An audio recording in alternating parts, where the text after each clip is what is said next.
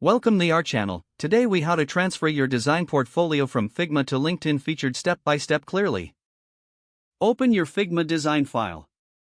Ensure that all your designs are organized and polished.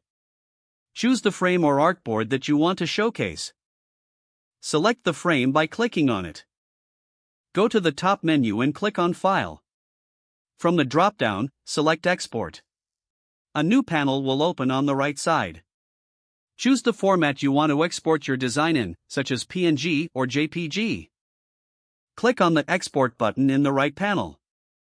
Select the destination on your computer where you want to save the file. Now, navigate to your LinkedIn profile. Click on the Add Profile section button. Locate the featured section in the drop-down. Select Media from the options available. You will see a prompt to upload your file. Click on Upload and select your exported design from your computer. Wait for the file to upload completely. Add a title and description for your design to give context.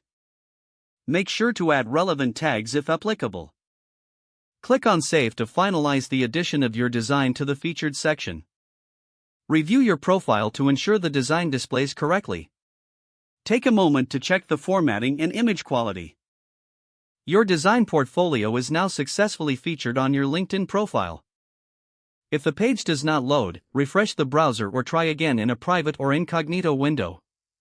Make sure you are using the correct email address, then retype it carefully to avoid small typos. If your password is not accepted, use the reset option and create a new strong password you can remember. Check your spam folder for verification or security emails, then complete any requested confirmation steps. Enable two-factor authentication if available to improve account security and reduce unauthorized access risk. After signing in, review your profile details so your contact information and settings are accurate and current. If you see an error message, note it down and try again after restarting your device and internet connection. Don't forget to like this video and subscribe to our channel for more step-by-step tech guides.